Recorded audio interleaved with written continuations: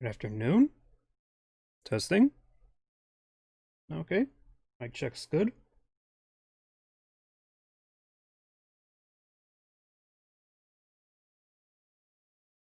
Alright. I am live.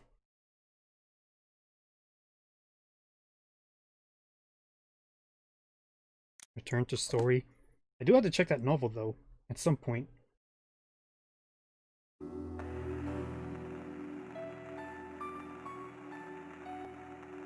Leave. The killer is who? Doctor Who?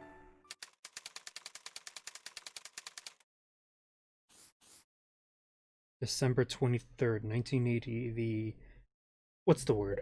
The antepenultimate Christmas Eve? Christmas Eve Eve. That's bad.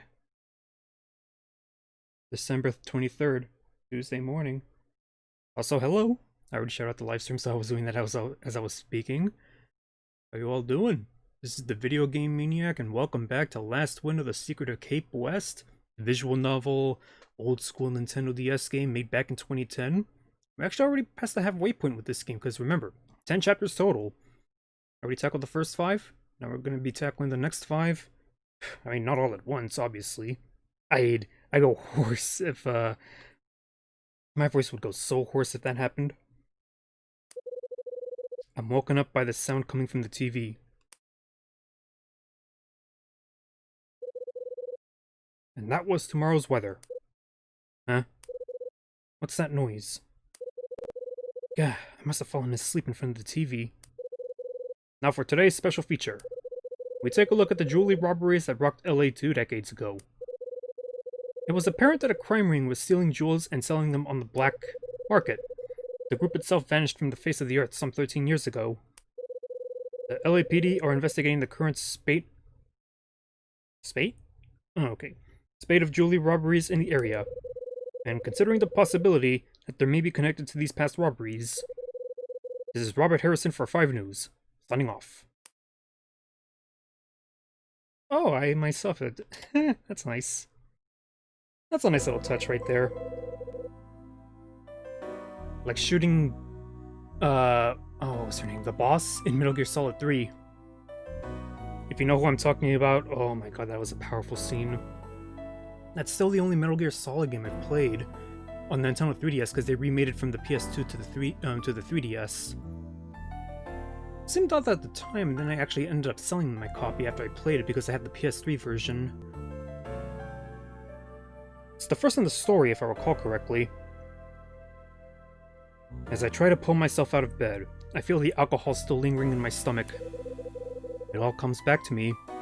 I remember talking to Dylan, then being invited to the bar by Tony for a few drinks. As I try to get my thoughts from the day before in order, I make my way over to the window and open the blinds. The brightness flooding in through the tiny window sets my room aglow. I lean against the window with my eyes half closed, my body bathed in light. As I gradually open them, I see the familiar backdrop come into focus before me. It's a shame that my days of seeing this first thing in the morning are numbered.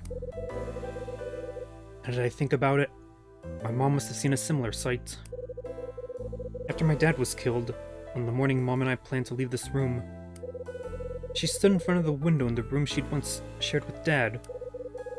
She said nothing, just stared into the distance. Splash a couple of handfuls of water onto my face. Appeal to the female fans of this game. And throw on some clothes. I wonder if there's fan art like that. I might have to check. Damn, my throat's so dry. Can't believe I got drunk on a Monday night. I'm such a bum. There's only one remedy for this. A trip to the cafe.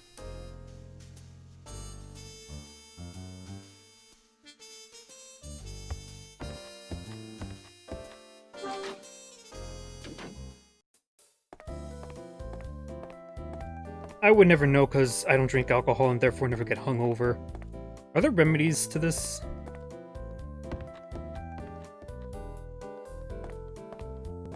Nope, wrong way.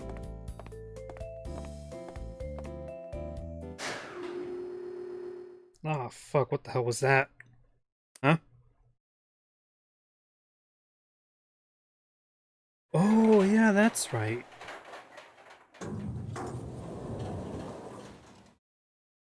Surprise! Well, hello there, Mr. Hyde. Look, the elevator's working again. After all the inconvenience, it has finally been repaired. But isn't this building gonna get demolished in like a couple of weeks or something? You and the other residents will be able to make use of it from today onwards. Oh, actually, that would actually be helpful just in moving out. I can only imagine how risky it would be to move furniture across the stairs. It's a shame that it got repaired so close to when we will have to vacate, though. Even so, this should make it more convenient for everyone when they move their things. I'm sure it will. However, every silver lining has its cloud. The vending machine in the lobby is to be removed tomorrow. I see. That's a shame. I can't tell you how often I made use of the old thing. You were a frequent customer, were you? Mrs. Patras, could you delay removing the machine until the last day instead? I love the cool pop from that machine. I think I'm addicted to the stuff. I'm more of a fruit juice kind of person. I really don't like carbonated beverages. Much as I'd love to do so, Mr. Hyde, I'm afraid I can't. I fully appreciate that all the tenants are under a lot of stress and strain. Please don't forget that I am as well. I have so many things to do before then. I wouldn't want there to be any last-minute trouble before I hand the place over.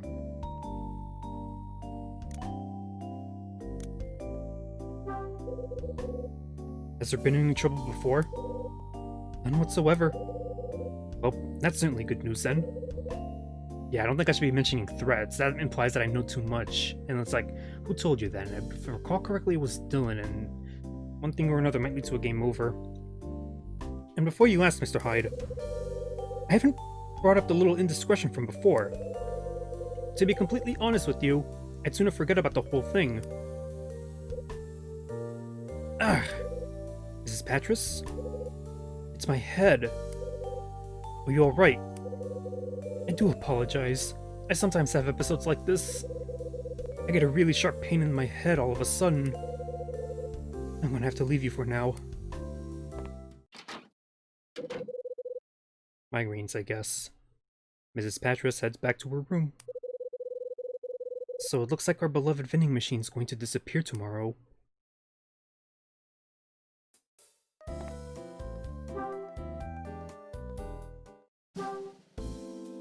I think I still have some pocket change.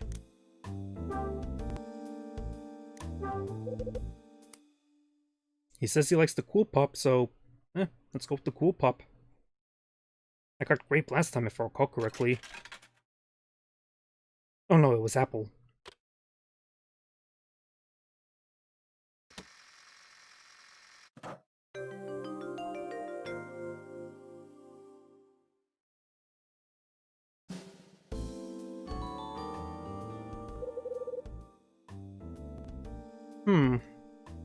I can't tell. What flavor is it?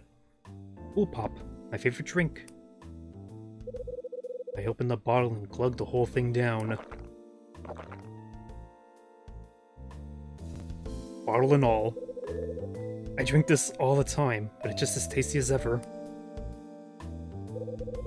But this time it might come with a prize. This bottle cap. Dear Diary, jackpot is a winner. I put the winning bottle cap in my pocket. If I recall correctly, if you choose the right drink here, you'll get a winning bottle cap by default, so... There's a notice on the vending machine. Special promotion, buy something from the machine and be sure to check the reverse of the bottle cap. Winners will receive fabulous prizes. For more information, please contact the landlady or the proprietor of Lucky's Cafe. Good luck, make your 25 cents count. Fabulous prizes, huh? Maybe I should buy some juice. Already bought some juice. Now it's time to redeem the bottle cap.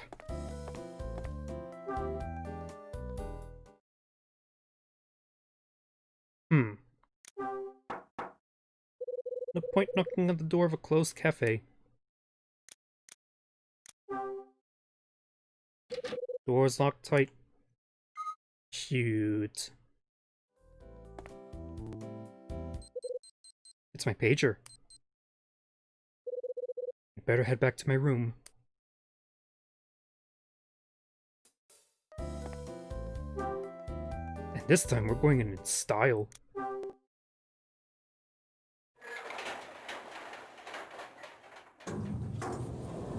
Oh yeah, I am such a bum. I can't be bothered to walk up the stairs from one floor to the second.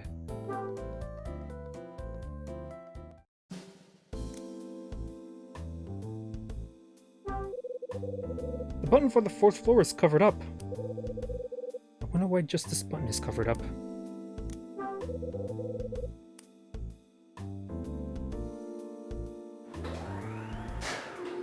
I'm pretty sure it would take me a lot less time to do it, to just walk up the stairs, but still.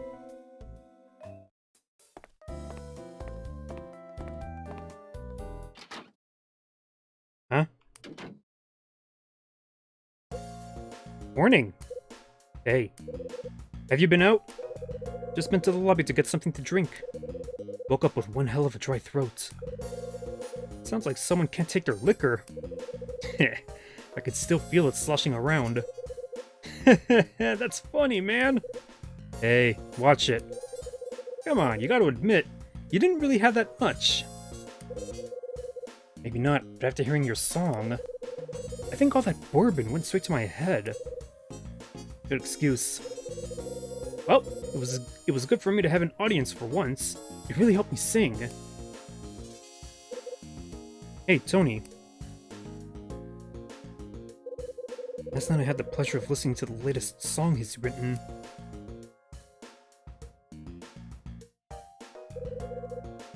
Everyone can fall in love, but not everyone can keep up with it. I ain't much of a singer. It wasn't half bad. Your song, I mean. Oh? Don't act so surprised. I'm not so proud that I can't compliment someone on a fine piece of work, you know. So it appealed to you. Yeah, it did. Is that bad? No, but I guess that means it's not gonna make it big time. Oh. Hey, what's that supposed to mean? Nothing, man. Just taking your chain. I could be a mean drunk, I swear to God. A mean hungover drunk. I'm just seriously stoked that you like the song, that's all. You've got a radio in your room, right? Yeah, I got one. Why? Have you ever listened to a show called Rock and Soul? Can't say I have. Do me a favor and listen to it today. Truth is, I got a call from one of their producers that I used to know. And he promised to try out a demo tape I sent. Guess we'll see what the audience thinks. Your song's going to be on the radio? Yeah, it's been quite a while. It'll be on at 11 AM. I'm heading out now to see if I can find somewhere with the radio switched on. That way I can see how the people listening react when it comes out. Ah. Where could it go that has a radio? Back in 1980. I don't know, maybe a cafe? Maybe the supermarket or something? Rock and Soul. 11 o'clock, huh? I suppose I could find the time to give it a listen.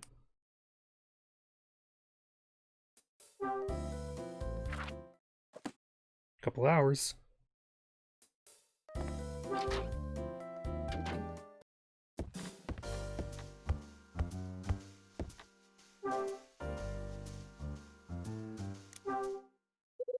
Time to give Rachel a call.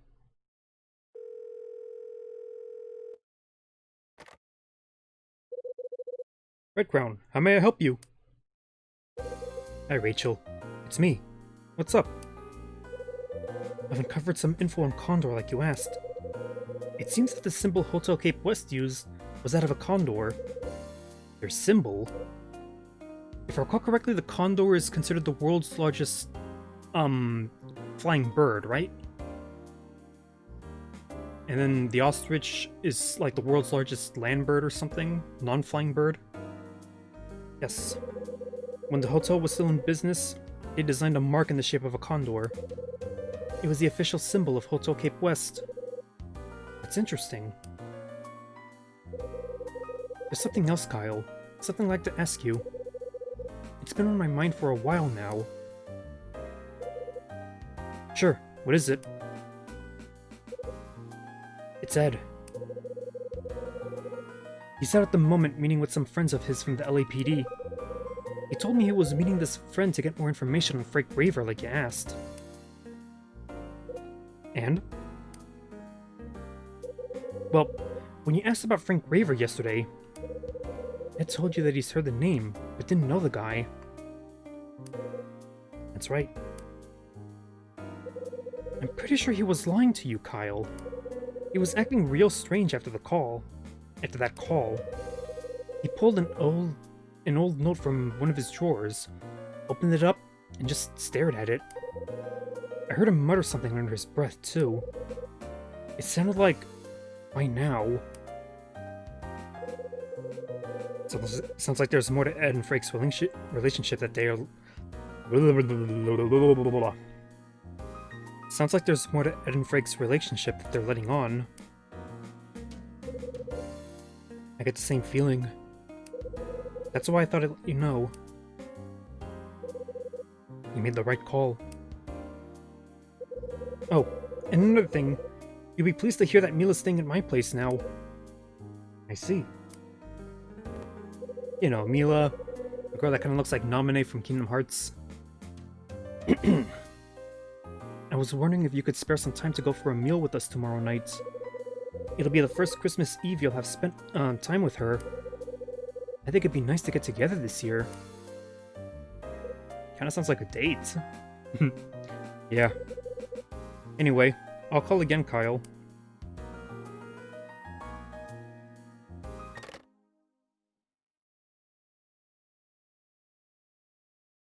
There was no way I was on the phone for that long.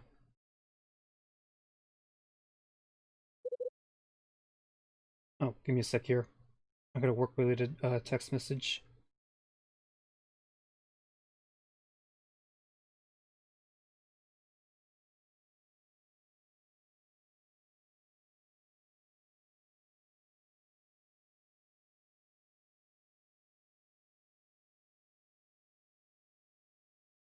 Alright. 11 o'clock.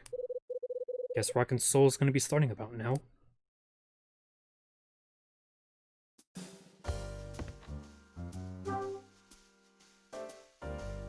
Nowadays, the radio is just an application on your phone or on the car.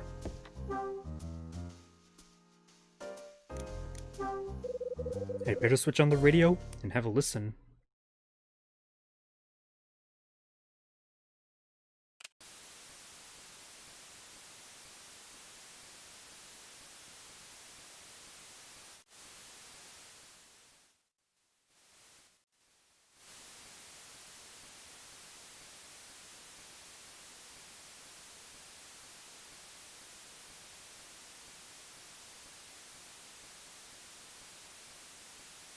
I think I missed it.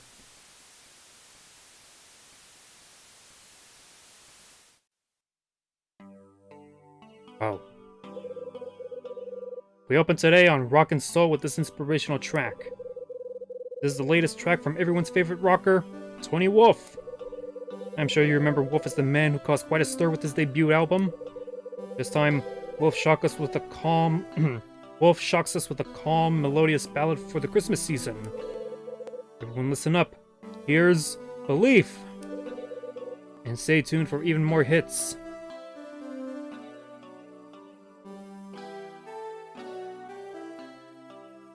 This almost sounds like an end credit anime kind of song, doesn't it? So this is Tony's song. Not a bad song. What did Tony tell me last night? I'd really like to release another record.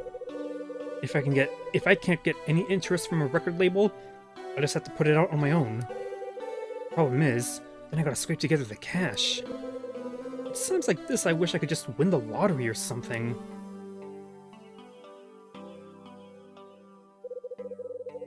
I think I'll grab a chance and go and get a coffee or something at the cafe.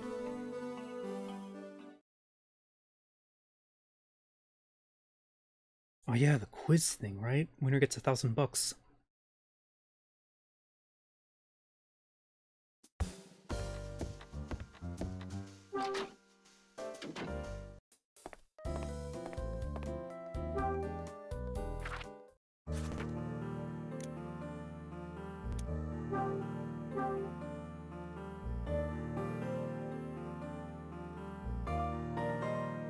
It's been, what, 8 days since I last played this game?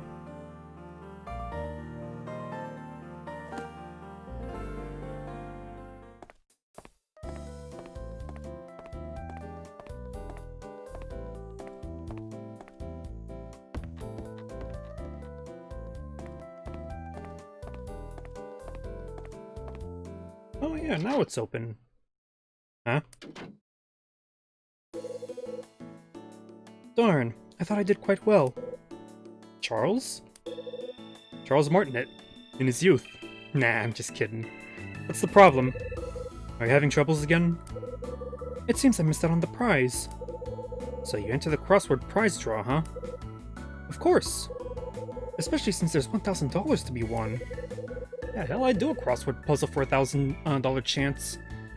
If I won, I could afford to buy a brand new camera to use for filming. I guess things don't go my way this time, though. If I recall correctly, he's French, but I swear I'm starting to sound British. Bad luck. I'll see you later, Mr. Hyde. Charles finishes talking and walks away. Oh, I guess we know he didn't win. What would he have spent the money on? A Polaroid? Good morning, Mr. Hyde. Hey, Claire. What's today's coffee? Oh, hell yeah. It's a mocha from Yemen. It has a distinct bitterness with a strong flavor. I'm sure you'll like it, Mr. Hyde. I'll take one. Black. Although personally I like my coffee a lot sweeter. You got it. Hey Claire, today's the day the prize draw results come out, right?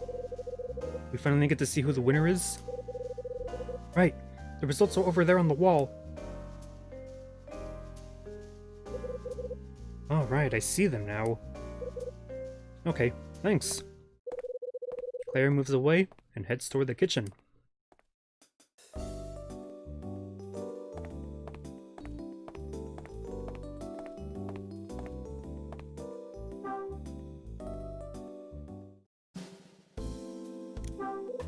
There's a note pinned to the wall. Congratulations! The winning number for the crossword puzzle is number 53. To collect your prize, please let's get the shop. Okay, here's the winning number. Now where did I put my entry slip? Wow! I won? Is this thing for real? That's 5 months rent right there. Fuck yeah. Damn, how much was $1,000 back then?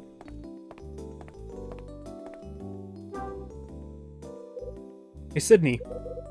So, how'd you do? I won. Where is it? Small ruler. No. Nope. Hey. See for yourself. I passed Sydney my entry slip. Just a minute. This number. Looks like your luck's in, Mr. Hyde. So I have got some luck left after all. Congratulations, Mr. Hyde. Here's your check. I receive a check. Cheque. Spanish. Cheque. For $1,000. I'm glad it was you that won. Hope the extra cash comes in handy.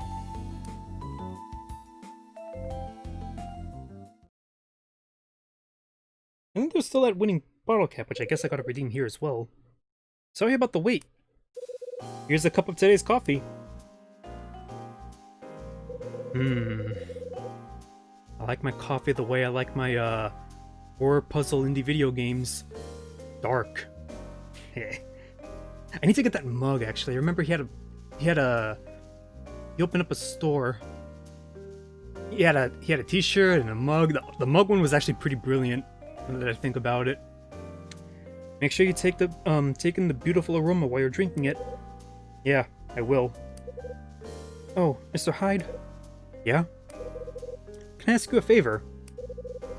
This is a little out of the blue, but sure, go ahead. Actually, there's something I've been meaning to talk to you about. No problem, if you think I can help somehow. Not here, though. I'd rather my dad didn't hear. Okay. So where can we talk then? Come into the kitchen a little later, and we can talk there. Make sure he doesn't see you trying to get in. Got it. Claire moves away, and heads toward the kitchen.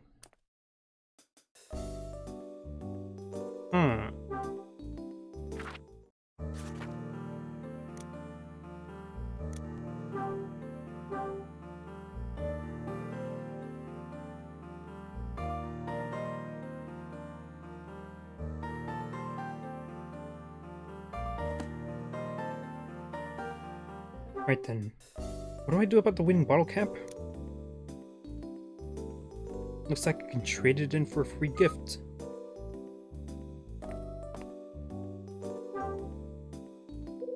Hey, Sydney. Come on, damn it. Sydney. It's no good. Sydney! Huh? Oh, didn't see you there, Mr. Hyde. What are you doing that's got you so busy you don't notice your own customers? Is there anything I can help you with? Just a little problem, nothing to worry about. You can tell me. Maybe I can help. I doubt that, Mr. Hyde. No offense, but this is one issue we'll have to take care of. I see. I just plain forgot is all. It was something I needed to take care of today, too. No matter how hard I try, I just can't seem to remember what it was. That is a problem. Yeah, quite a bind I'm in. Hang on. Did you remember? I think it might be coming back to me. I'm starting to remember. I've got it! I could prod him, but for all I know, I could have distracted him. Claire! Just now. Claire. Did you remember what it was? Yes, I've got it! Can't believe I forgot that of all things. Of all the things to forget.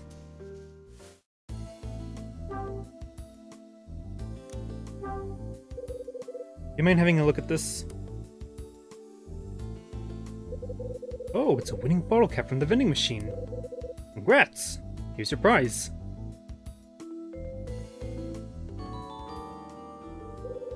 Oh, it's a Game & Watch. Sydney hands me the Pinky Rabbit Land game. I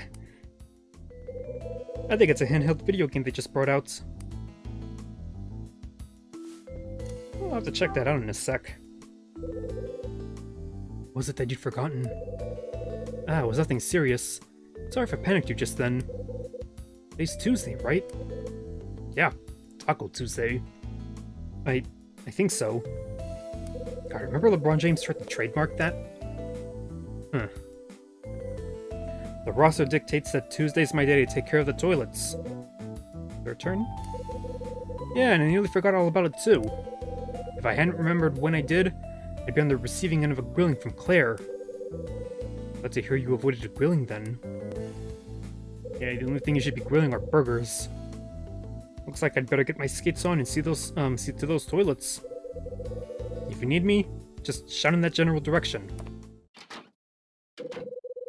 Was Taco Bell around in 1980? I know McDonald's was around since the 50s. Sydney disappears into the billiards room. Looks like this is the chance I've been waiting for. I'll play that little minigame later.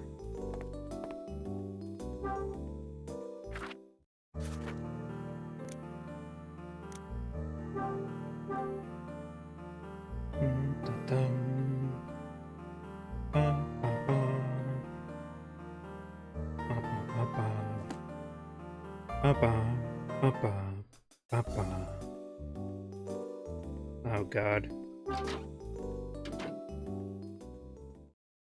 I hope I don't have to recalibrate my touchscreen again. I was actually tapping in and it didn't register. I don't know why it's happening a lot with my Nintendo 2DS. Is it because it was hard modded? It throws off the touchscreen a little bit. Well, there's one way to check.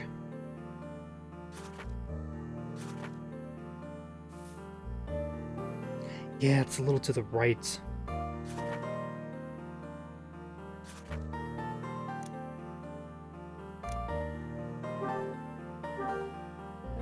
I gotta fix that. It's gonna be a problem later on. Because some of the minigames in this game require a little bit of precision. And I'd rather not get an accidental game over as a result. Yeesh.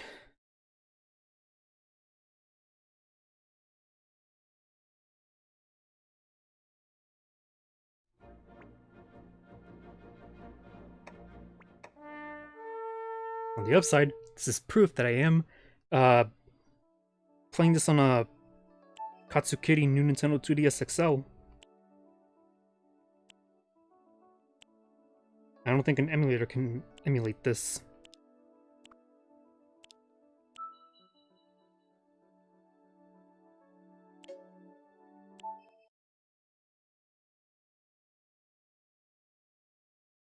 By the way, the words that you see on the bottom left corner, it says no signal, but remember, I'm live streaming a Nintendo DS game, not a Nintendo 3DS game, so, you know, the top screen is cropped.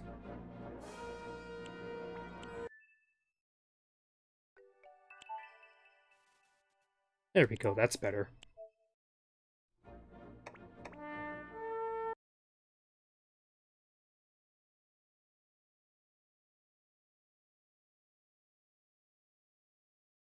You gotta love the Nintendo DS and the Nintendo 3DS. Fantastic hardware. I do wonder, though, what will Nintendo's next console be? Will they just continue the hybrid console thing? Handheld and, home console?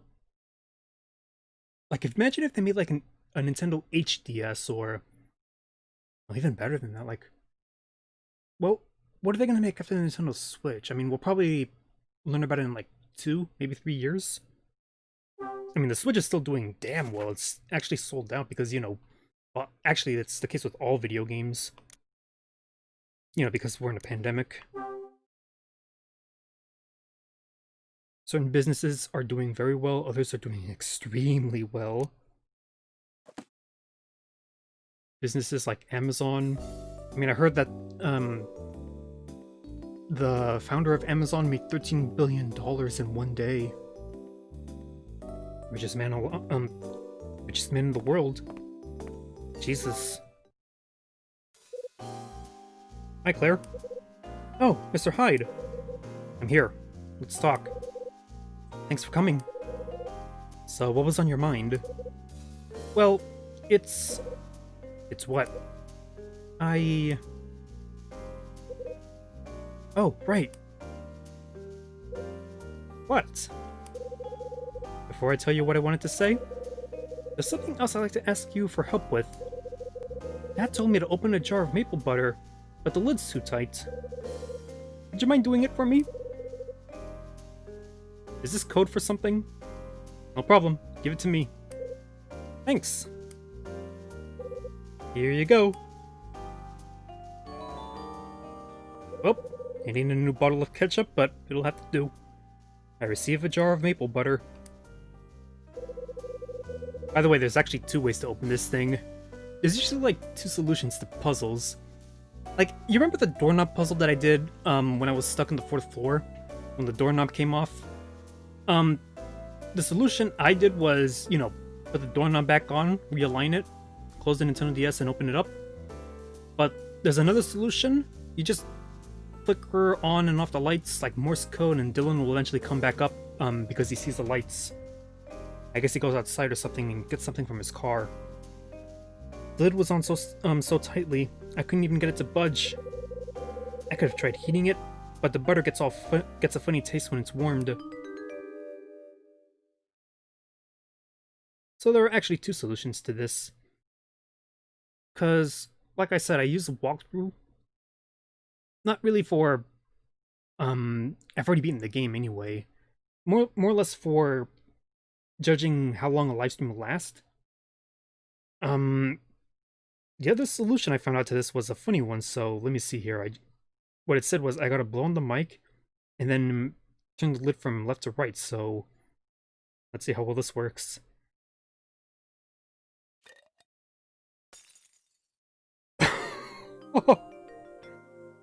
Holy shit! That would not work in real life. Yeet! There it goes. Oh no! The lid just flew off the jar. Oops. Don't know my own strength. Mr. Hyde, don't frighten me like that. Did you do that on purpose? Of course not. I'm sorry. There's no need to look so worried. I'm not going to scream or anything. Yeah, right. It's okay. Dad doesn't seem to have heard a thing. If he asks about the noise later on, I'll come up with a good cover story. Relax, will you? I mean, it's not like we added creamer to the coffee, if you know what I'm talking about. I'll try. Here's the jar. Thanks. The other solution to this was just use a rubber band. You know, like opening a really big bottle of Gatorade or something. Or in my case, opening a bottle of this Naked Green Machine juice that you get from Costco. Because sometimes my hand would slip on it or it would leave my hand red. A rubber band really does help. It's all about having a firm grip. So Claire, this wasn't the reason you wanted to talk to me, right? No, Mr. Hyde. Then please enlighten me. What's the problem? Well, it's about Dad. You know what Claire reminds me of a little bit? She reminds me of an older Melissa from the first game. And then I guess Sydney would be the surgeon doctor, huh? I want you to talk to him for me. About what? It's been 7 years since Mom and Dad split up. Oh my god, you are just like her. I wanted to know if it was a special person in his life. You know, someone he could be happy with. So you have your suspicions, then? Yeah, kind of. But I think that he should tell me if he does. I'm his daughter, after all. Problem is, I can't bring myself to ask him directly. And you think it'll be any easier coming from me? No, not really, but... True. Oh, what can I do? Hey, hold your horses. I'll do it. Just gotta pick the right moment to ask. You're wonderful, Mr. Hyde. Thank you. Maybe he'll get drunk and stumble across the building, who knows? If it's anything like the first game. It's my pager. I'd better head back to my room. What's this? Hey, Mr. Hyde. Didn't realize you were still around. I'm just leaving. Okay. Catch you later. He suspects nothing. Of course, he'll probably figure it out. Or he'll probably understand sooner or later. You suspect nothing. It's the perfect crime.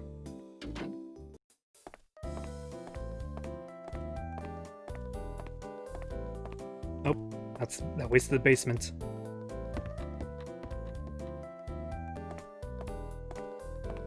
And I still have to try out that little, what was it called? Pinky Rabbit Land game that I got at least once. Huh? Somebody's coming out of Betty's room. See you. Bye. I know that voice. Why would Mary be visiting Betty in her room? Hey, Mary. What's going on? What's going on? Mr. Hyde. There's nothing going on, really. Excuse me. Mary goes back into her own room. What did they get up to in Betty's room? Might be a good idea to find out. So I guess Rachel will have to wait then, huh? Betty's room is 203, right? Oh yeah, 203.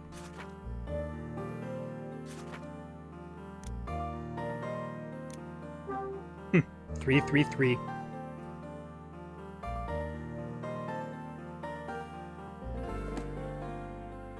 Oh, 343. Just like Halo Infinite's game company developer. I'll be honest, I still want to get a PS5 first before an Xbox Series X, but Halo Infinite is tempting. I've played through the first 5 games, actually, believe it or not. The first 4 on the Halo Master Chief Collection, which is now on Steam, so Sunday maybe I don't know, I'll either do a live stream or let's play the campaign mode, depending on how well my computer can handle it. Maybe more let's play than a live stream, I don't know. Halo 5, on the other hand, I don't think it's on Steam. Oh, hello, Mr. Hyde. What can I do for you? I happened to notice that Mary was here just now. Yeah, she only just left, actually. What did she want? Well, Mr. Hyde, why are you so keen on finding out things that don't concern you? Detective instincts? Who knows? I'm worried about her, that's why. Worried? Why? Because when I've talked to her, she's given me more than enough reason to be. Yeah, remember she's being accused of insurance fraud. There's a man named Rex Foster who is actually dating her right now, but I can only imagine it's, you know, an excuse to get close to Marie. So, are you taking a fancy to her then? I guess she told you all about the money, right? Oh, here we go. Oh, you're a multi-millionaire? Let's get married on the spot. So she came to you to discuss money? I'm afraid I can't say. She swore me to secrecy. She told me to explicitly not to breathe a word to anyone. And that includes you, Mr. Hyde. I see. That's all I have to say. Goodbye. Damn. Betty returns to the confines of her room.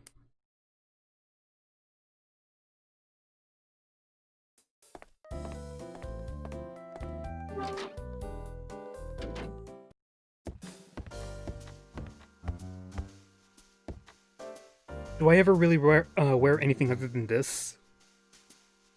Like, goddamn, at least give me a clown suit to wear or something, I don't know. A colorful one. Time to give Rachel a call.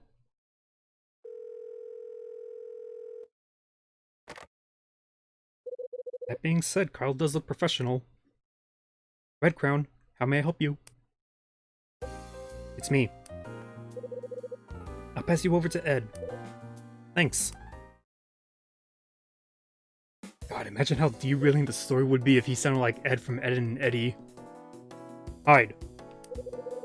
I've got some fresh info on the incident 13 years ago, and Frank Raver. I called in a favor from an old friend, and this is what came back. Firstly, listen up, because this is important. It turns out that Frank Raver was not in charge of that case. When the incident occurred all those years ago, Frank Raver was away from the front line, pushing pencils at some desk. Desk work? Right.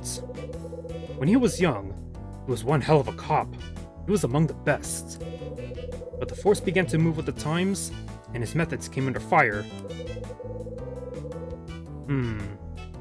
Then, during the 40s, an internal investigation revealed certain things that resulted in him being relegated from the front lines. So that's what happened. But what's Frank's connection to the victim? That's something I haven't gotten to the bottom of yet. Why would a retired detective who wasn't even in charge of the case be connected to the victim? And why is he investigating the incident now? I know, it smells fishy. It seems the incident went something like this. The party to commemorate the last day of the hotel was on the first floor. At some point during the festivities, Kathy, the owner's wife, disappeared. When she failed to reappear, the owner asked a member of staff to take a look around. It didn't take long before he discovered her body. It appeared that she died of cyanide poisoning from the wine she drank. The cyanide was discovered in a bag laying next to the body. When the LAPD assessed the death, their initial reaction was to treat it as a suicide. But after forensics revealed that her prints were not on the cyanide container, and her hugely expensive ring had been taken, the type of case was changed. Hugely expensive ring. That might as well be red, in red text. Now they believed it was possible that she'd been murdered. The biggest problem they faced was that a large number of guests had come and gone throughout the evening, making gathering statements difficult. Also, the bottle Kathy's wine came from went missing. They couldn't find enough evidence for the case to be solved. The ring, it's gotta be the one that Mary has, huh? Why else would he mention it? And it stands out, doesn't it? It's not enough that she was murdered, but she had a big piece of bling disappear? So was her body really found in room 404? Or was that just a rumor? No, that part seems to check out. I see. You know, that room is still in the exact state it was back then. You mean the crime scene is still there? Precisely, Ed. Can I ask you something? Go ahead. When you were on the force, did you really not know Frank Raver? Are you serious? I already told you I didn't. What are you trying to say? Nothing. Just my sense is tingling again. I just wanted to double check that you and he weren't old acquaintances. As it turns out, they are, but he's lying to me for whatever reason. As I told you before, I knew his name, but we never knew each other. The man who had Frank removed from the front line was my ex-boss. You Spec? The mayor candidate, remember? Yeah, him. Listen, I'll keep looking for more clues about Frank and the murder. I'll see what I can dig up on your Scarlet Star, too. That's all I gotta say for now. Here's Rachel. This job that Kyle works in, is he paid hourly or is he paid commission? I would imagine commission. Hello, Kyle. About tomorrow. How are the plans going? How does 7 o'clock at the Leonardo sound? Spending Christmas Eve at a nice Italian place isn't bad at all, if you ask me. Oh, that sounds good. I'll get me a pasta or a calzone or something, I don't know. I love Italian food. Sounds good. I'll leave you to think of a present for Mila, and make sure you don't forget. Got it. Maybe I'll get her like a big... Oh, COVID markers. Oop, nope, not COVID. Kovic? Is that what they're called? My brother would know about this. He was an art nut. He's more of a traditional artist. I went digital, but I'd say he's a bit of a better artist than me. That being said, I don't see him really do... When I saw him draw, he didn't really do any original stuff. It was mostly like... Let me see, there's an example where Naruto Shippuden, there was a scene with Mike Guy unlocking the 8 inner gates. He took one of the screenshots from that, redrew it, and then added a background to it, so it made it look a little more badass. Art's, interesting like that. I need to do some more original stuff personally, like Make an OC. Make a persona, I don't know. My buzzer suddenly sounds. Who's that?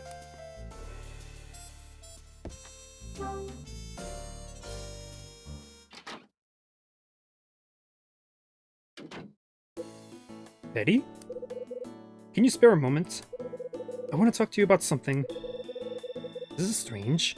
You wanted to talk to me, I mean. I'm full of surprises. But look at this place. Have you even started your moving preparations, Mr. Hyde? Do you even have a place to go? Save your worries for someone else. Now what have you got to say to me? It's about Mary. I'm listening. Please don't pull such a scary face. It's about what happened when she came to my room earlier. Yeah. Didn't you already make it clear that you didn't want to talk about that? That was then. This is now. And, well, I thought it over and decided I'd better tell you. You don't mind, do you? Tell me what happened. Mary asked me to do something. She wanted me to buy a ring from her. Oh, no. A ring? Yeah, the one that she blamed Tony for stealing just a few days ago. Seeing she's in need of cash, and resorted to selling her ring. I almost said stealing.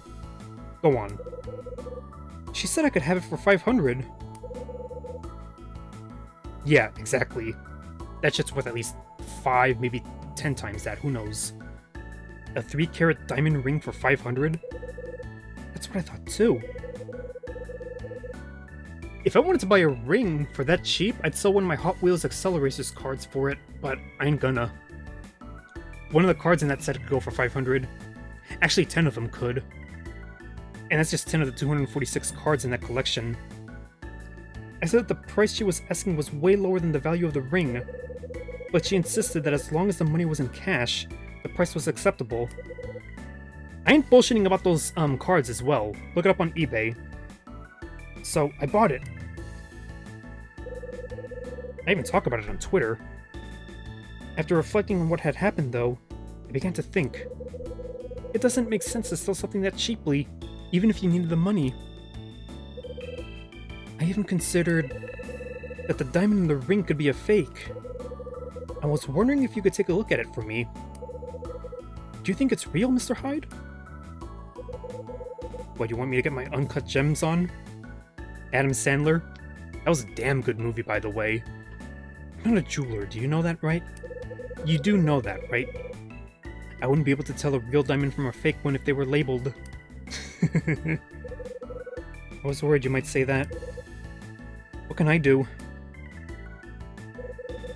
Maybe I shouldn't have agreed to buy the thing after what she told me. What did she tell you? She told me the reason why she needed to get rid of it. Oh, what am I going to do? If you can't help me, maybe Dylan can. Dylan might have a way of telling if it's a real diamond or not. Yeah, he does. I've been into his room once. He had some fancy looking rocks. He collected shields or something, crystals. Why did Mary want to get rid of her ring? She said that she doesn't like the idea of keeping it any longer. Really? Why's that? She told me about the circumstances the ring was given to her under, and how she couldn't keep it any longer knowing what she knew. The dots are starting to be connected, huh? What kind of circumstances were they? I thought you'd have been able to guess by now. I think she was trying to say that the guy who gave her the ring was no good. Maybe he'd bought it for another woman, or maybe he got it on the cheap. That's what I'm thinking anyway. That's the kind of reason a woman would get rid of a nice ring like this. I see. Oh, another thing about that ring. 1980. How much would it cost now? Tens of thousands? Hundreds of thousands? Who knows? What makes you think Dylan will know if it's a real diamond? Well, one of his hobbies is collecting rare stones for one. He knows these things. He was boasting once about having one of those special magnifying glasses too. Yeah, the little eyepiece. I saw it on his table. So why didn't you cut out the middleman and go straight to him at the beginning? Because I didn't want to spread this kind of stuff around, that's why. Dylan tends to keep a close eye on everyone, closer than we'd all like. I really didn't want to break the promise I made to Mary. Yeah, that's true. He's not really, tight-lipped about secrets. What promise did you make to Mary? I promised her I wouldn't tell anyone about buying the ring from her. You promised her that? Well, it looks like you've broken it anyway. That's different. It's you, Mr. Hyde. Oh, I can be trusted. I know I can trust you to keep this to yourself. That's true, actually. You're not planning to tell Mary that I told you, are you? Maybe you should have made me promise you that at the start. Yeah, maybe I should have. Ah, why did I have to buy it? Mary told me that she got it from her dead brother as a present. So this is the ring that Mike Porter gave her. Betty. What? Could you show me the ring? My precious. Ah, I can't do Gollum. My precious. Nah, that's not good either. Eh. It hurts me that I haven't seen any of the Lord of the Ring movies from start to finish either. I've only seen the highlights. Betty, would you mind if I borrowed the ring for a little while? Not at all. Go ahead. That's a nice ring, not gonna lie. I received the ring from Betty. I'll leave it to you to find out whether the ring is genuine or not. Yeah, no sweat. Okay, well, I'll see you later then. Betty leaves the room. Now what am I going to do? I suppose I could borrow Dylan's magnifying glass and take a look. Yep, we gotta talk to him again. End of the last chapter. He wanted to tell me something if I told him the contents of the letters I was receiving. You know, locate the Scarlet Star that disappeared 25 years ago. But I wasn't ready to commit. Exchanging information for information.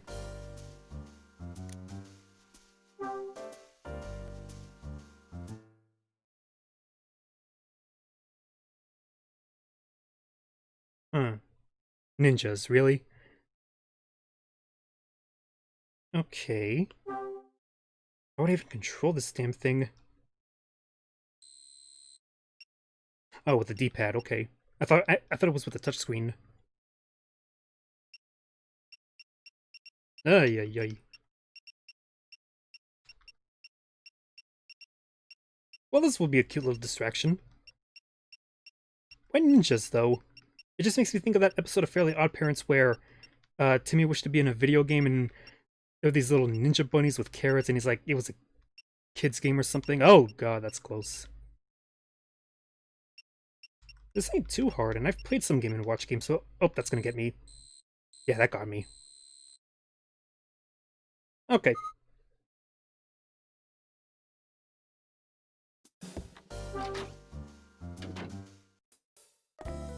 If I recall correctly, Nintendo Game & Watch, they recall that because there were games and watches at the same time.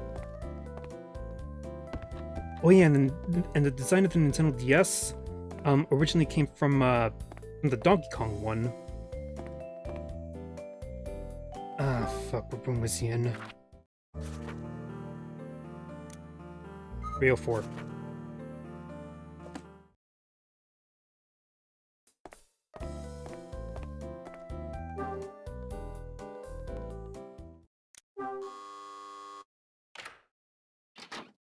You couldn't live with your own failure. Oh, how did that line go again? Fuck, I forgot that line from Avengers Endgame. That was a damn good line, too. Where did that bring you? Back to me. Hello, Mr. Hyde. Have you got a moment? Sure. What can I help you with? Could you lend me your magnifying glass? My what? You know, the thing you use to check precious stones. I heard you got one. Well, you heard right. I've got one, but why would you want to borrow it?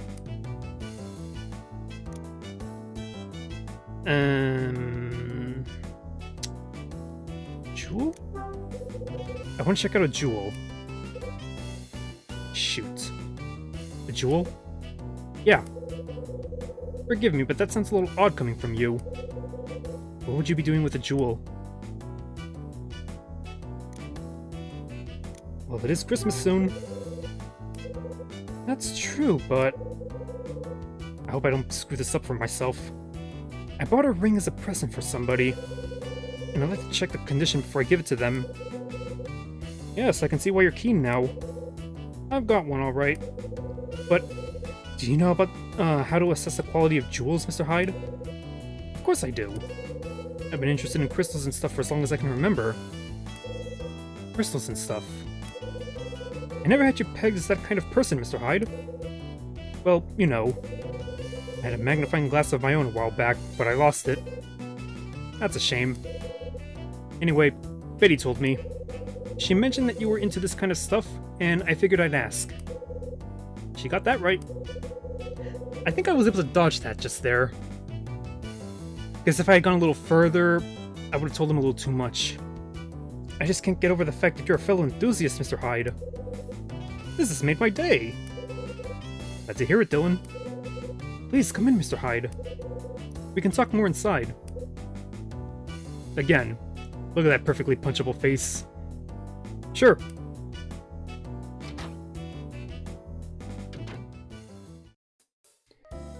Do I dare save?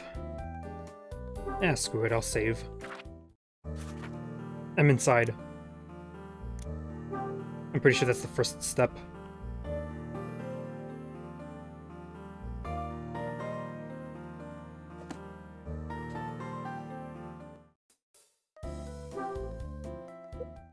Dylan, would you like to see my crystal collection? Sure, why not?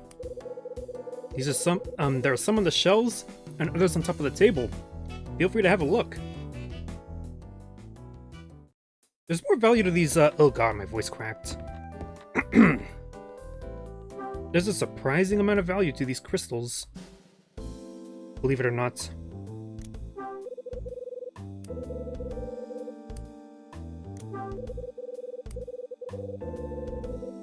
What do we got? Opal, amethyst, jade, obsidian. This is what I really want to see, though. Dylan has left a small magnifying glass on top of the notebook. This must be the magnifying glass Betty told me about. What's about to happen next? It's actually one of my favorite parts of this game. Well, probably my second favorite part. Hey, Dylan. What is it? That's a magnifying glass for examining crystals, right?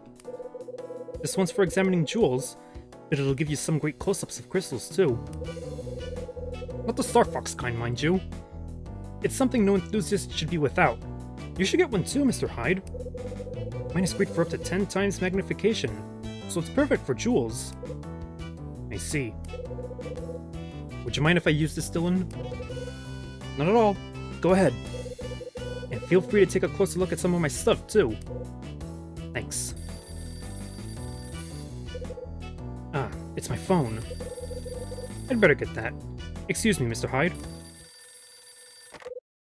Hello? Okay, I understand, but... looks like this call's gonna drag on for a while. Maybe I can use this time to get familiar with that magnifying glass. Yeah, he's distracted. You think he'd be good at Animal Crossing?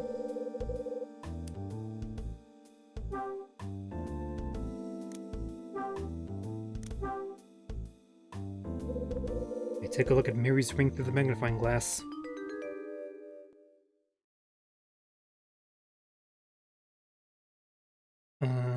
Oh. Yeah, that's right. Just slap it on my eye or something.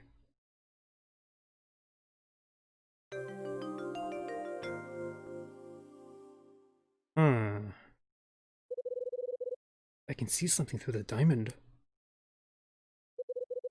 I can't be sure, but it looks as if there's something engraved into the ring.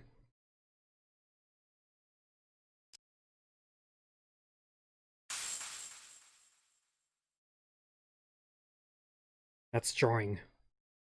Huh? There's a design engraved onto the base of the ring. It looks like... I put the magnifying glass back on the table. Huh? Picture in this notebook, it's... Why would Dylan have the same design here as I found on the base of the ring?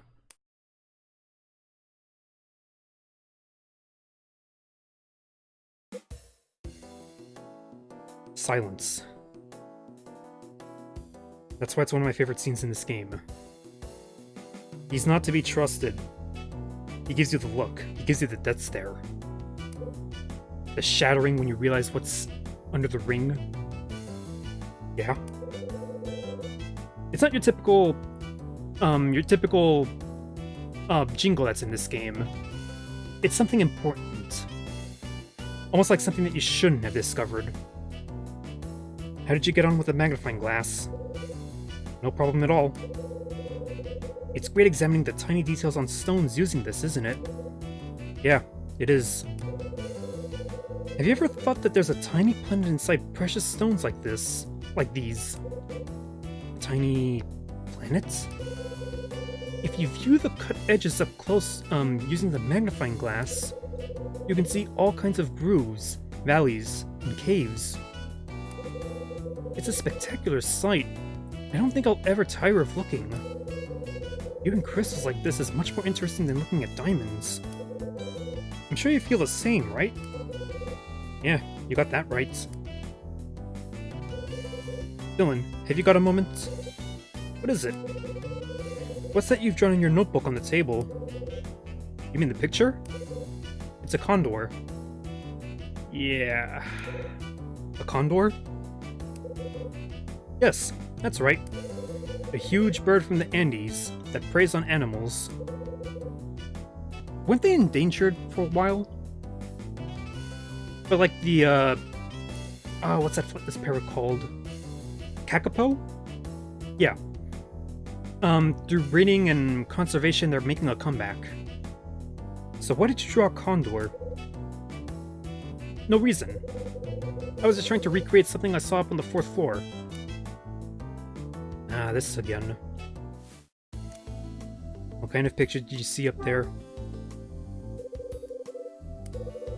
One of the rooms up there has a picture of a condor on the wall.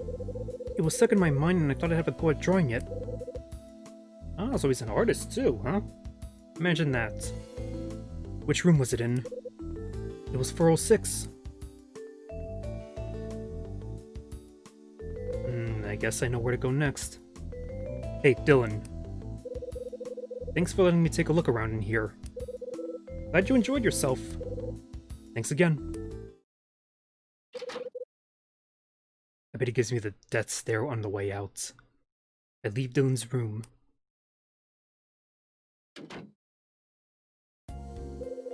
Why would the hotel's condor symbol be engraved on Mary's ring? What does this symbol mean? Not only that, there was something on Frank's tape, too.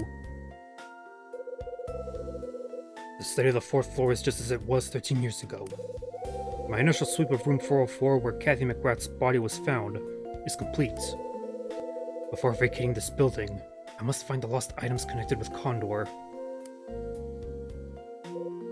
Condor. That picture in room 406 has got me thinking.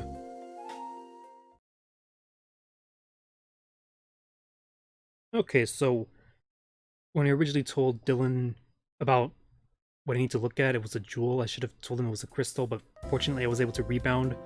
Alright, there were no consequences there. Time wouldn't progress if I done a mistake.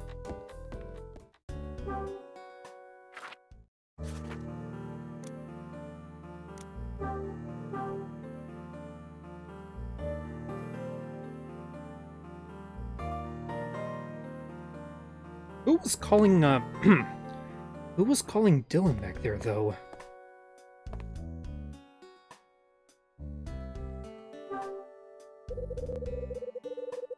Eh.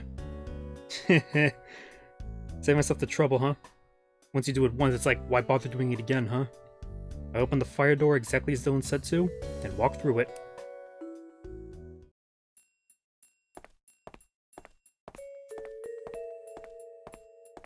I'm a ninja. The cool kind, too.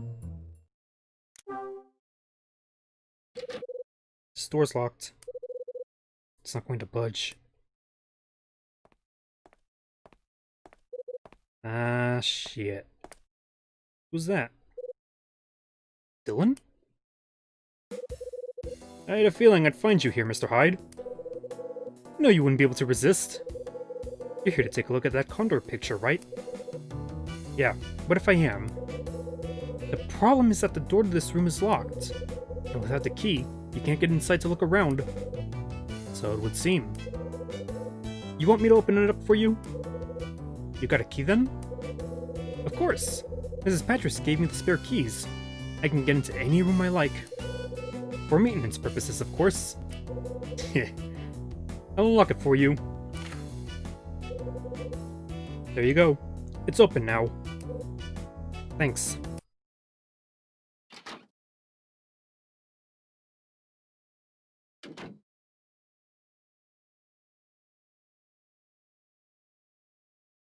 Oh, there's a safe in here.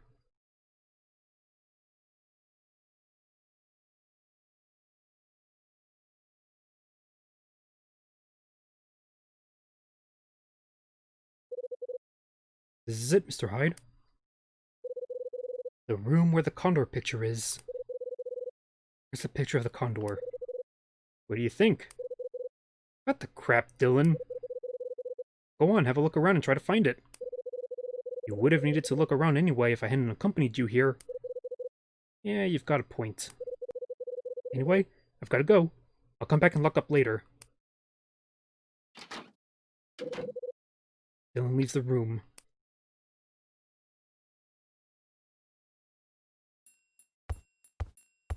Oh, first things first, I want to look at this safe. I bet there's nothing in here, though. Ah, I can't even do anything else about it.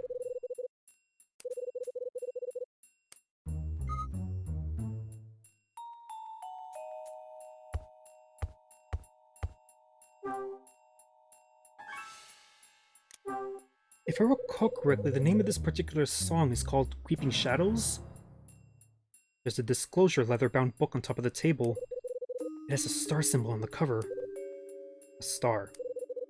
Mary told me about this. It was code. My brother and husband used the word along with others working in the hotel. It was a sort of secret code, linked to the closing down party. A star.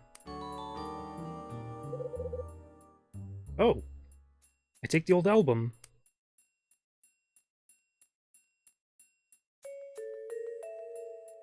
Ah, there it is. There's a picture on the wall. The frame is slightly worn from age. It's an old photograph of Hotel Cape West from the outside. This photograph looks like it's from back when the hotel first opened.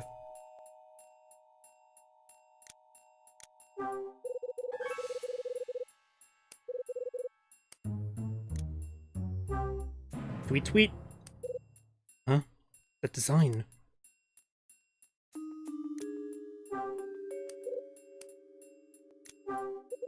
There's something underneath the frame.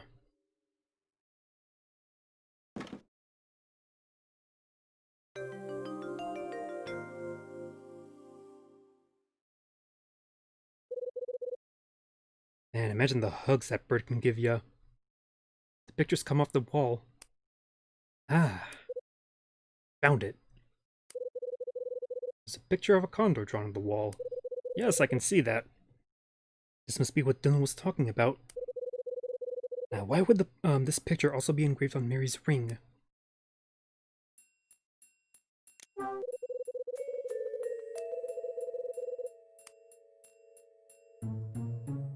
Whatever child was staying in this room, they were a damn good artist. They give the kid a black and white crayon? Or, I don't know, they used a stencil or something. The design in room 406 is the same as the one I found engraved on Mary's ring. That condor design's got me thinking. Before I get stuck into that, though, I'd better let Betty know what I found out. What about that old album?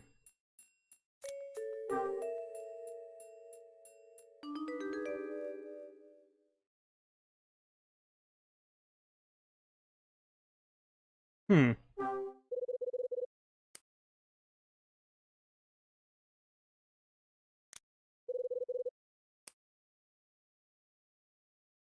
looks like Satoru Iwata.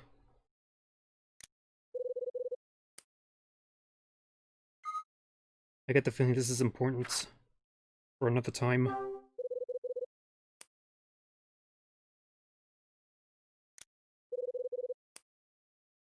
Oh. I recognize those pearls. Yeah, I think I'm a little too soon with this.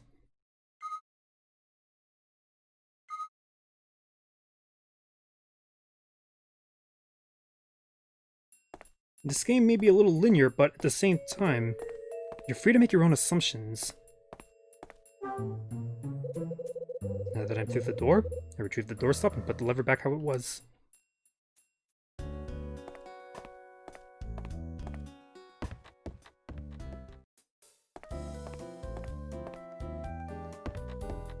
I do remember the first game was critiqued a little bit for being a little linear. I think this one as well, but still, I do like the stories.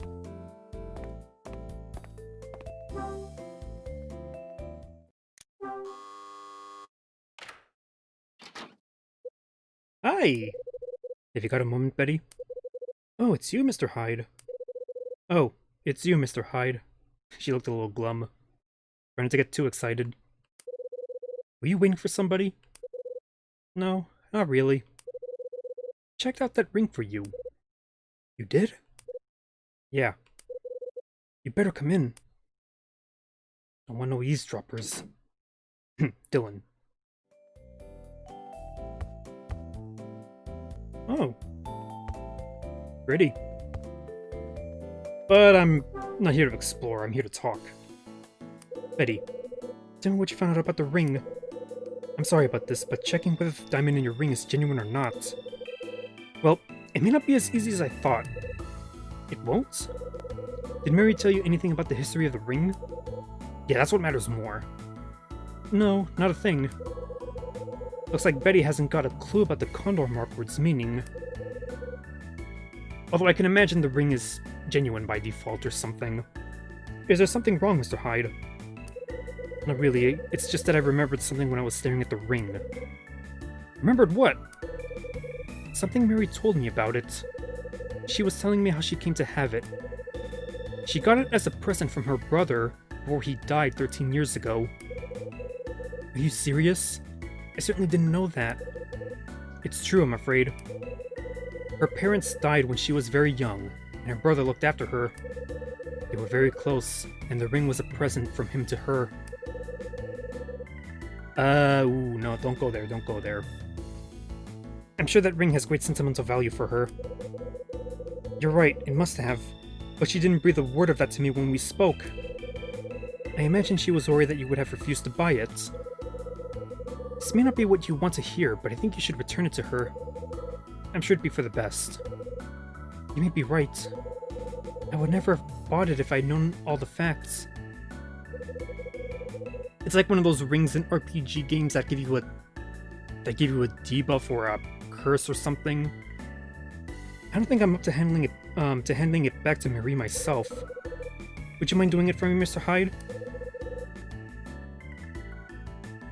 Oh shit, are you serious? Tell her she can keep the money.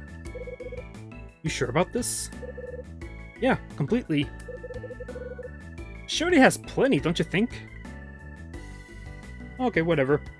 Well, if you say so, I'll return the ring. Jesus.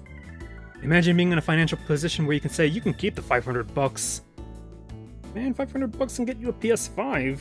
I could use that money. Huh? Looks like I'm popular today. Let me see who that is. Betty opens the door to see who it is, and steps out into the hallway. I can hear the voices of Betty and her visitor from beyond the closed door. You said you'd give it back to me today, right? Yes, of course. Here you go.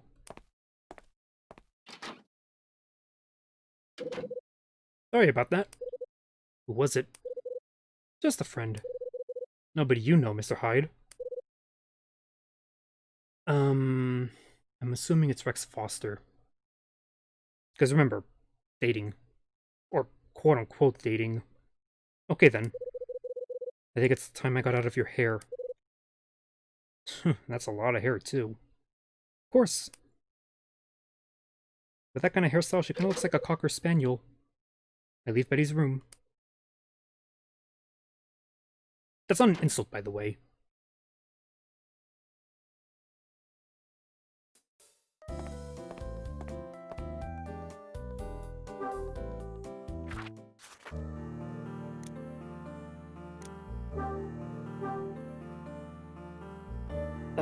Crap, I'm starting to get a little sore in my chair.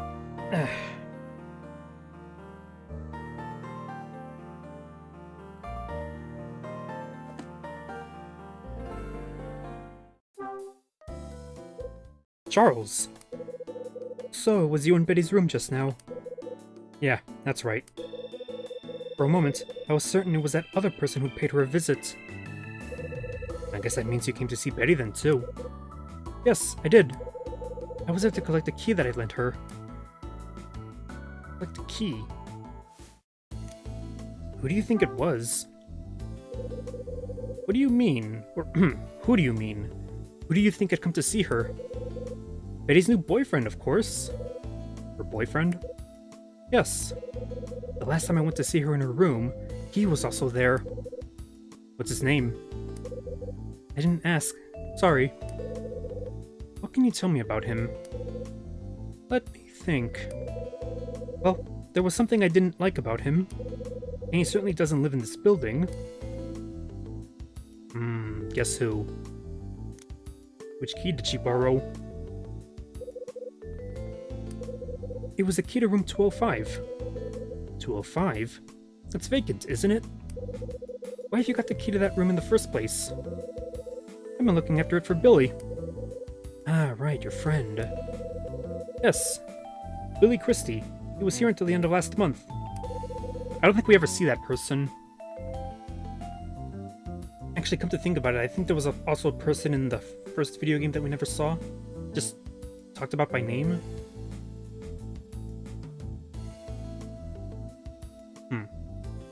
We went to the same university. Even though he's moved out, we still meet each other from time to time at university. When I spoke to him 3 days ago, he asked if I could return the spare key for room 205 to Mrs. Patras. The spare key? Yes, that's right. Apparently, he couldn't find the spare key when he was moving out. So, he couldn't give it back to Mrs. Patras in person. He managed to find it in the end, though, when he checked through his things again. That's the key that Betty borrowed. Again, connecting the dots. I'm putting the tack in tic-tac-toe. Why did Betty need the spare key? She just asked me for it one day. When she heard that I was looking after it for Billy, she said she wanted to borrow it. What made Betty ask to borrow the spare key to room 205 in the first place? I think that was because her boyfriend had asked to borrow it. Her boyfriend? I was on my way to return the key to Mrs. Patras, but she wasn't home. While I was in the lobby, I swear I'm screwing up this accent, but whatever, it's just some amount of voice acting. While I was in the lobby, Betty and her boyfriend turned up. That was when I told them that I was looking after the key. Then Betty's boyfriend said something to her, and she asked to borrow the key. Why the hell would he want to see the room? That's a question I can't answer, I'm afraid. He just stared at me while she asked. And I got the impression he's not someone I'd want to refuse. So that's how it happened, and why I went to Betty's room to get the key just now. Hey, Charles. Yes. Did you lend me the spare key too? Lend it to you? Why? Well, we're all going to be leaving here soon. I thought I'd like to take one last look around. It'd be nice to see what room 205's like. I really have to get it back to Mrs. Patras, though. I'll make sure you have it back in no time. What do you say? Okay, Mr. Hyde. Why not? But I expect it back as soon as you finish looking at the room. Don't sweat it. I'll be back before you know it.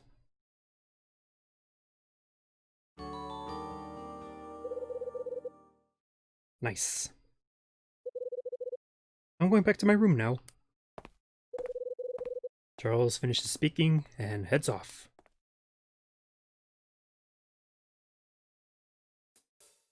And look at that, it's right there.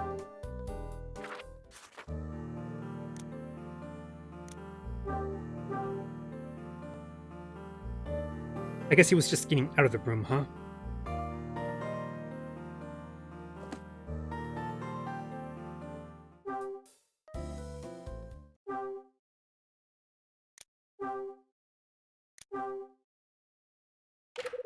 I used the spare key and yada yada yada.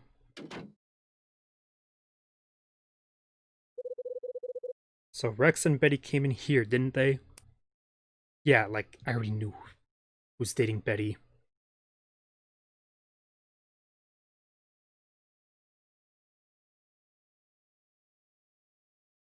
Look at the pixels on that wall. Like, I was just staring right at it. Look at this. Jesus.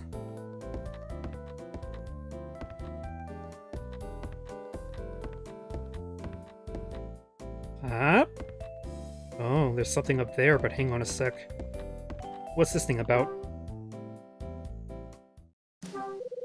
Some bottles have been... I don't care. I remember when I played through Hotel Dusk, I would read all this, but... it's kind of a waste of time.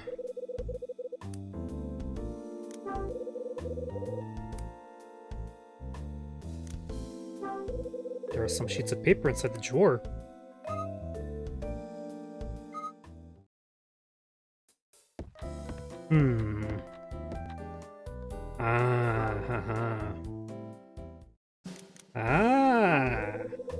There appears to be something on a shelf in the closet. There's a typewriter on the shelf in the closet. What's a typewriter doing here? You remember what I said a few live streams ago? How there was a certain charm to older technology? Like, even though you can type on a computer keyboard, you really have to admire the craftsmanship of a typewriter. I'll be honest, I've actually been thinking of getting one, just for whatever reason. Or maybe LEGO will make a typewriter set, who knows? A fully functioning one, too, imagine that. I mean, they're gonna make an NES set, which actually comes out next week. The order sheets I got were all done using a typewriter. Could this be the one that they were typed on? I take the typewriter out of the closet and place it onto the tabletop.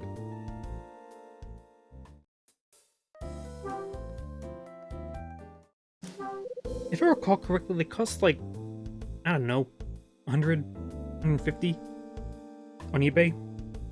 Depends on the model, I guess. Now the typewriter is on the desk.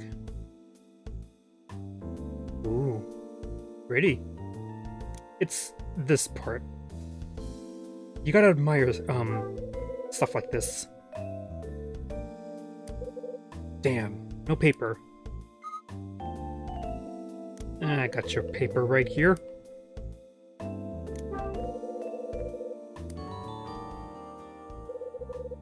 Maybe I'll make a paper crane out of this.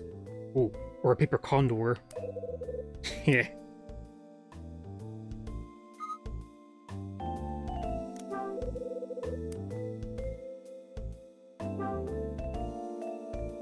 God, I hope I don't need any ink for this thing too. All set. Now to try typing something.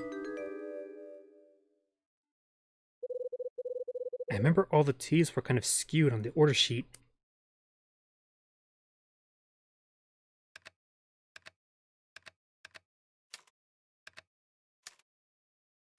I'm spelling my name, by the way.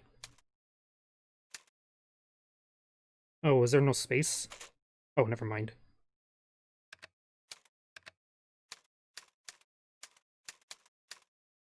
Oh, yeah. I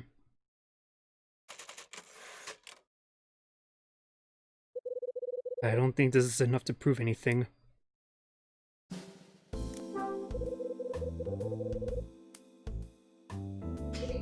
I'm being cheeky with this. I'm not lying.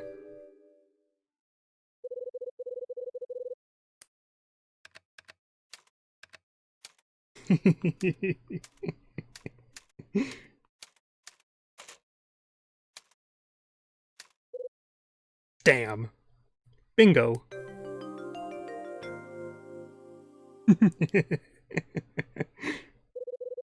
I guess that proves it.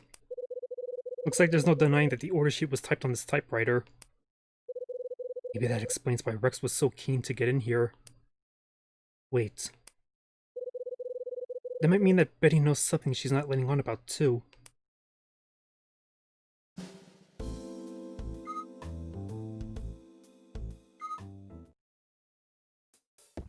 Oh, I gotta talk to Betty now, huh?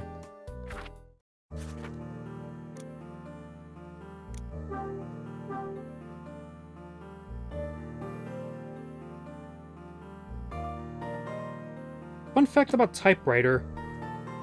On a typical keyboard, you can actually write, you know the whole QWERTY UIOP? You can actually write typewriter on that first row of the keyboard, and it's the longest word that you can write on the first word of on the first row of that keyboard. Fun fact. Oh yeah, 203.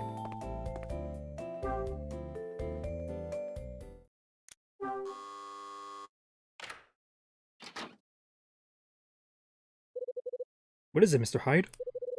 I've got something to ask you, Betty. It's about room 205. Room 205? You better come in.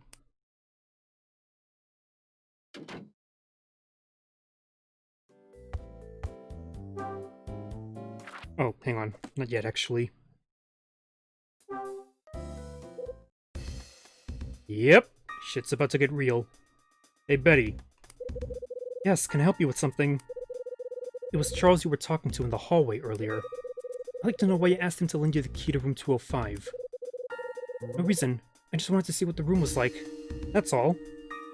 That was the same reason as me. So you went into the room. Maybe. What kind of answer is that? The best you're getting. Why are you asking me this? Betty, if you and that Rex guy are up to something, then I've got some questions for you. Now tell me what I want to know. And just what do you mean by up to something? You must have had a real reason to borrow that key. What was it? Now would be a good time to tell me. There's nothing to tell. Come on, I wasn't born yesterday. It's the truth. Betty. Did you borrow it for Rex? Hello, nail, meet hammer. What? There's no use in trying to hide it. You borrowed the key because he asked you to, right? There's no fooling you, is there, Mr. Hyde? It's true. Rex asked me to borrow the key from Charles. He said he really wanted to use that room. Why the hell are you even giving that guy the time of day?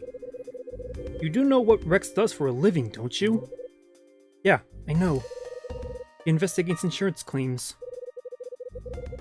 He's like Geico the Gecko's best friend, if you know what I mean. Investigate isn't the word I'd use. He's bad news. Did you know that too? Yes, I know. But it's okay. After all, Listen up. You're being used. Oops. Oh yeah? And how would you know? I appreciate that you might think I'm meddling, but you're damn right I do. Come on, Betty. It's people like you, Mr. Hyde, who have no idea. I don't want to hear another word. Shit. I'm sorry, Betty. I just want you to understand. Mr. Hyde. Why the hell are you even giving that guy the time of day? Oh, we're just going back around. Oh, yeah, that's right. For a sec, I thought I had to soft reset. It's only once those red questions are being, used.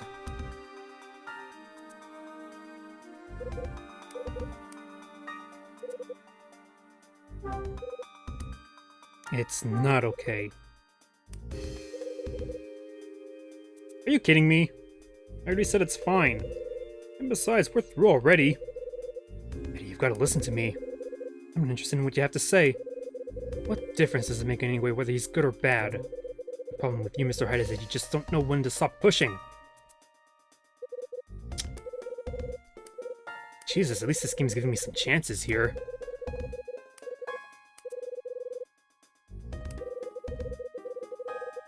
I think there's only like one, maybe two instances where you actually don't, prod, where you just continue the, where you don't press the big, finger button, you just press that.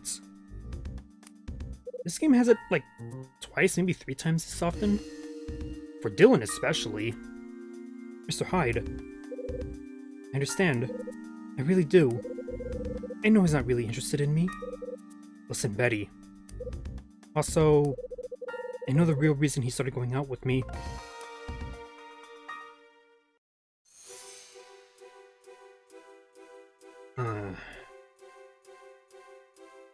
I better not screw this up.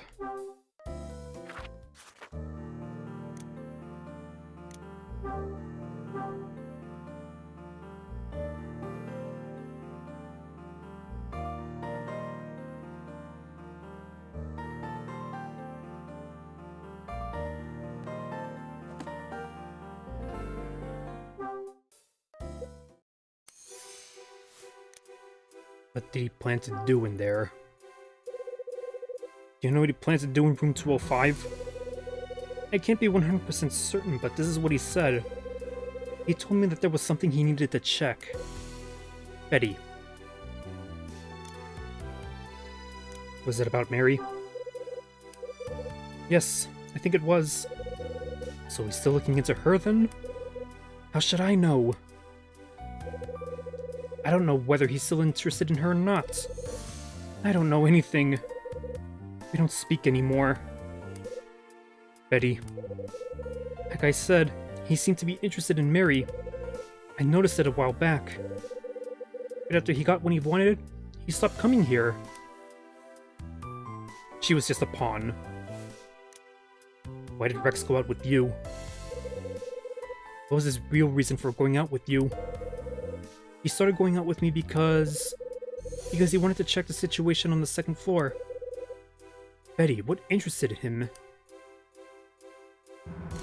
Why the decor? Come on, that one's blatant. Was it the tenants? Yes, that's right. He was keen on establishing who was friends with who in their relationships. That's what he came to find out. When I asked him why he was so interested in that, he said he was interested in putting a stop to Mary's accomplice. She has an accomplice? So he said he got what he wanted. Not in so many words. But I'm sure he did. He kept asking me all these questions about the people that live here. Myself included, I guess. Then, after he'd seen room 205 and taken a look around, he didn't contact me anymore. I didn't even have a number I could use to call him.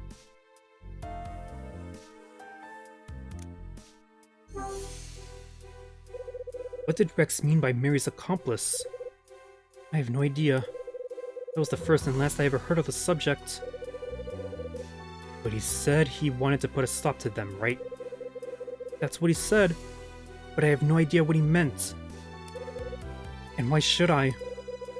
After all, all he did was use me to get what he wanted. Damn.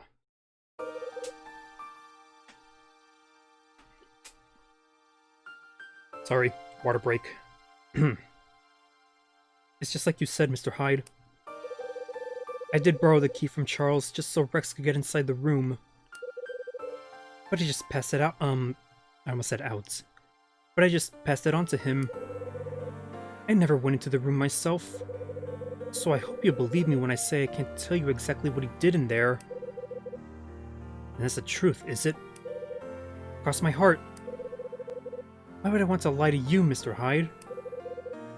I don't think you're lying. But if you knew he was only using you, Betty, why did you stay with him? He was there when I felt lonely. He promised me he'd always be there for me. Guess he would say that.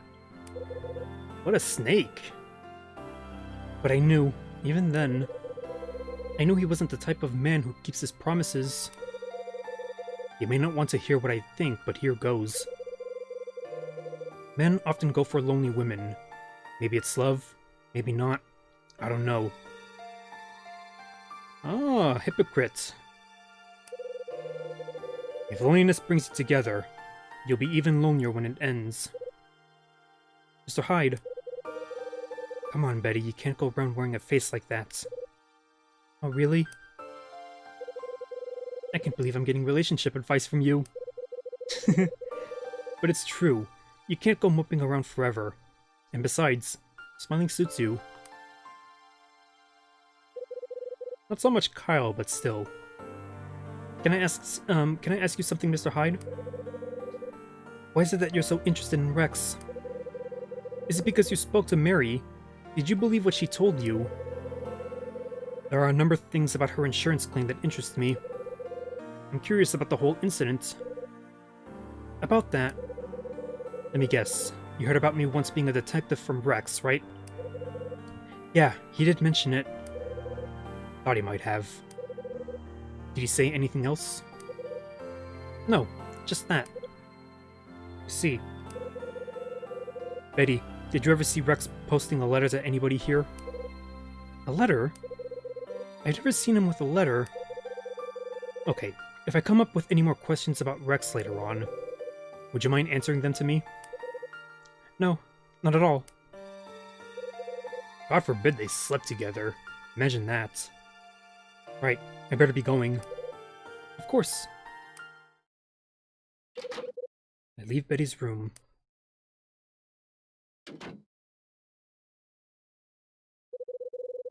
So now I know that the mysterious order sheet came from the typewriter in 205. Also, I discovered that Rex is trying to uncover a possible accomplice to Mary. What's Rex's connection to that order? Not only that, engraved mark on Mary's ring and the one on the 4th floor. What do they mean? Ah, chapter ending. I think it's time I gathered my thoughts about all that's happened.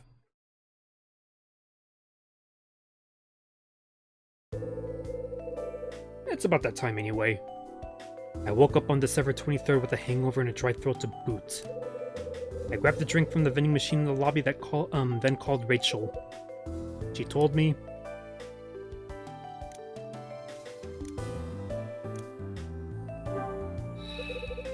Oops. No, that's not it.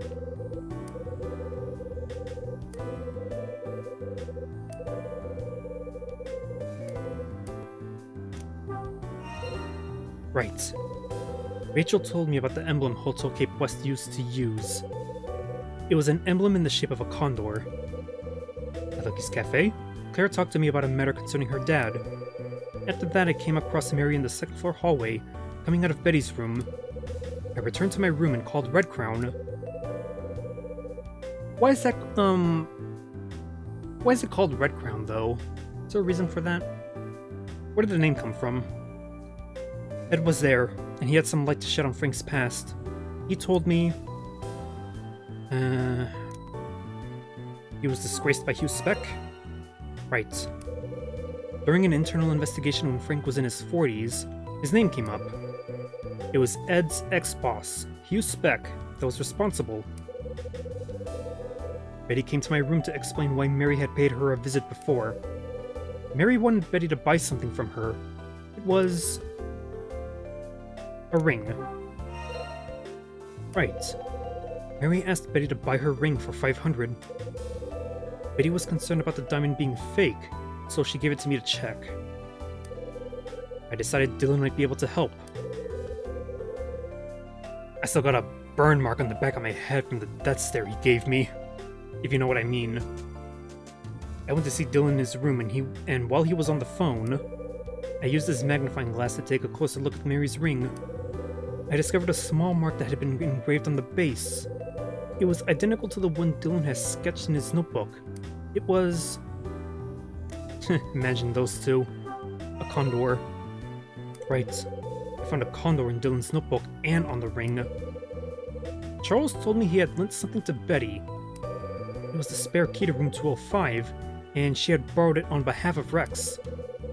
I got the key from Charles, and took the opportunity to take a look around 205 myself. I tried out a typewriter I found there and discovered...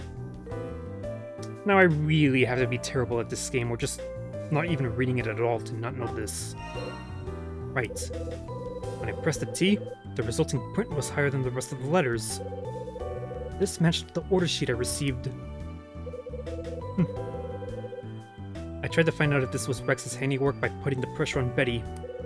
Unfortunately, talking to her didn't answer this question. The riddle behind the condor appearing on both Mary's ring in room 406 and in room 406, together with Frank's connection to the incident 13 years ago. With past and present colliding like this, I'm left with even more questions. There's still no concrete link between these events and the lost Scarlet Star.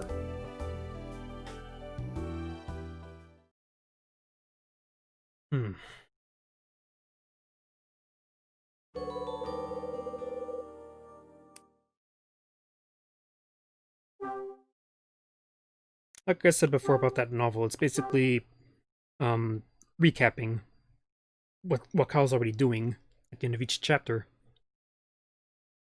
But what the notebook can also do, what the novel can also do is show you the future. But you'd lose out on a bonus ending, I think, if you do. And this is for next time, huh?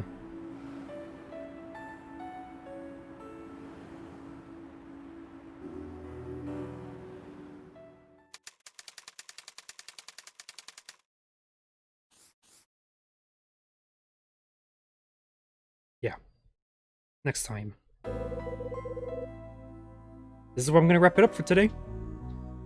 That scene with Dylan. I appreciate a scene like that, and I will definitely be able to talk about that when I eventually review this game. I mean, I'll review Hotel Dusk first, but when I get to the last window, that's a highlight, because you gotta like the way that scene is done and how it's different from the rest of the game overall, which makes it a little more jarring, which makes it a little more memorable, and again, leaves you wondering what the hell is up with Dylan, because we still don't know much about him.